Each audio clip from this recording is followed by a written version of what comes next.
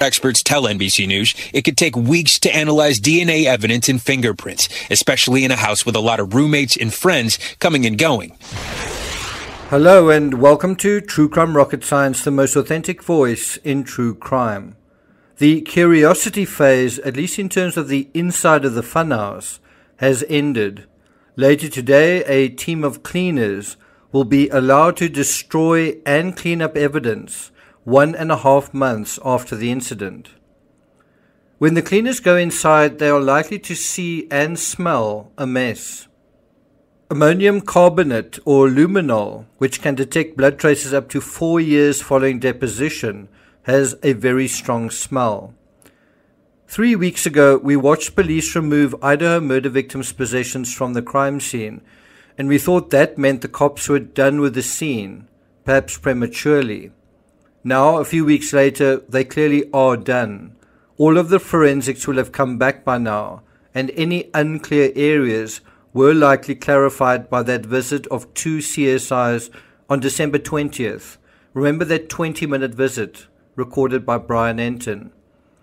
Now, the challenge for investigators going forward will be to turn raw data, and there's going to be lots of it, as you see here from the evidence gathering in the Amanda Knox case, to turn all of those files, all of that information into evidence.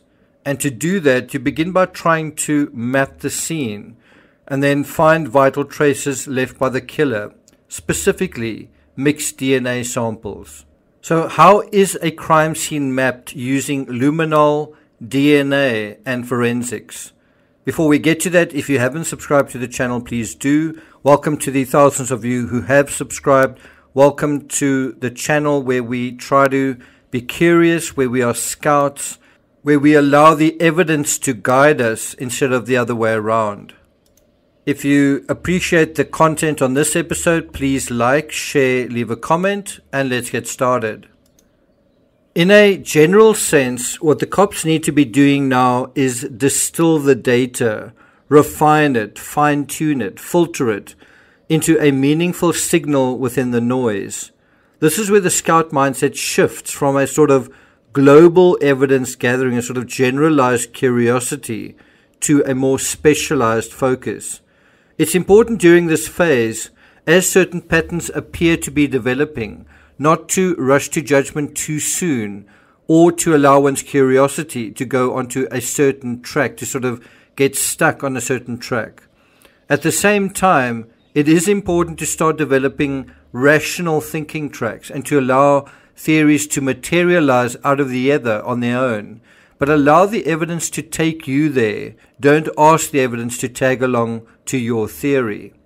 Now, Brian Enton has recently tweeted, Moscow, Idaho PD say that as the investigation continues, no suspect has been identified. As of today, and this is something he posted on the 29th, they are processing more than 9,025 email tips, 4,575 phone tips, and 6,050 digital media submissions. The part that's really interesting is the last section to that tweet. He says, detectives have conducted 300 interviews. I do find those 300 interviews detectives have conducted quite interesting. That sounds like about as many kids who have attended these parties and been part of the ebb and wash into and out of the lives of the student victims. It probably also includes some of the kids and perhaps lecturers the kids had classes with or did sport with, played golf with, whatever. When the cops removed evidence from the scene, and amazingly, the police chief, James Fry, actually drove the U-Haul truck himself, talking about hands-on, I assumed it was from the survivors' bedrooms only, that they would have removed evidence just from the survivors' bedrooms, but apparently not. You can see the pink boots from Madison's room were removed. The baby blue plastic tote has Maddie's name on it. This lemon yellow suitcase has Kaylee's father's name on the barcoded ticket. We didn't see bedding removed, but this was likely collected as evidence and removed during the original processing of the scene, after it was photographed in place. Now, part of this attempt to narrow down all the data to find the signal in the noise will be a focus on and mapping of the blood evidence. This is only one dimension of the evidence tree, a very important one, because there are others. There are cell phone pings, the digital data, all of that are another woods they will have to navigate and interpret. There's also the woods of the relationship dynamics, the vehicle records. All of these woods and trees will need to be broken down and overlaid into a concise, integrated, cohesive golden narrative, the authentic narrative that makes meaningful sense. In other words, the story that most closely resembles what really happened. In the Amanda Knox case, even when you highlighted all the important evidence on a single neat cookie cutout chart, it's still bewildering. So even when you've highlighted the signal, it's still weird. It's still difficult to tell what you're actually dealing with. So have a look at this chart of blood and saliva samples highlighted by chemical testing using luminol. And bear in mind, this chart's got to be converted into a map in order to make better sense of it. But before we do convert that, have a look at the profile column on the top right below that sort of blue bar. Scroll down 2 items and then 2 more. That's what you're looking for.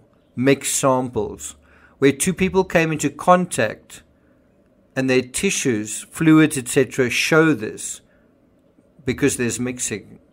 So where did this happen? In which room did this happen? And obviously, who did it happen with?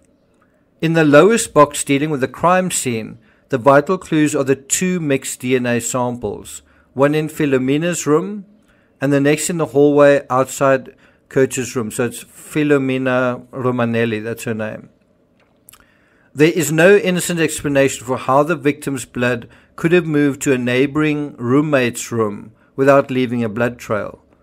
So it appears to have been deposited there and possibly deposited by someone stepping in the blood and then moving to another room, right? So the luminol map, when deciphered by all the forensic tests, will look like this.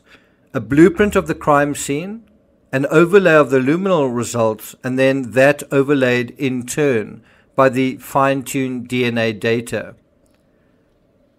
The remarkable aspect with the above mapping isn't the evidence it shows, but an enormous black hole where all the evidence should be. In other words, although at face value this looks like a lot of evidence was left behind, in reality, someone actually went to a lot of effort to cover up and wash away evidence. Even the evidence that was found using luminol was virtually invisible to the naked eye.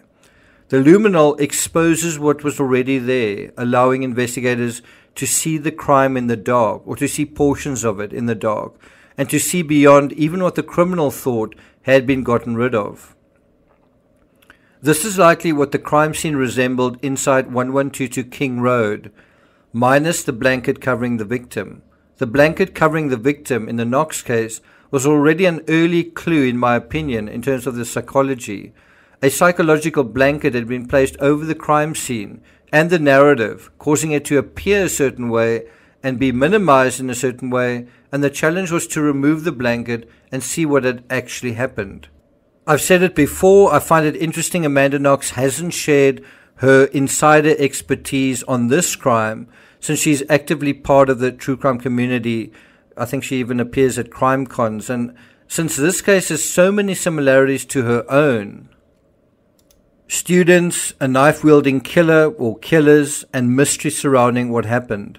No motive apparently as well, and what appeared to be staging of the victim, perhaps even the staging of a burglary. The Amanda Knox case also provides potential intertextuality for how someone might be adversely implicated in a crime when they are innocent, such as the survivors. How does one sequestrate the evidence, and could there be a case of a cover-up or covering up or cleaning up, and could that lead to someone being suspected of a crime, someone who was there but who is actually innocent, as Amanda Knox says happened to her? Well, I think the best person to talk about that would be Amanda Knox. I think one of the things the cops need to be looking for is whether the contamination in this case, and there is contamination, is accidental or deliberate. Which of the two do you think it'll turn out to be? Thank you for listening, and I'll see you guys next time.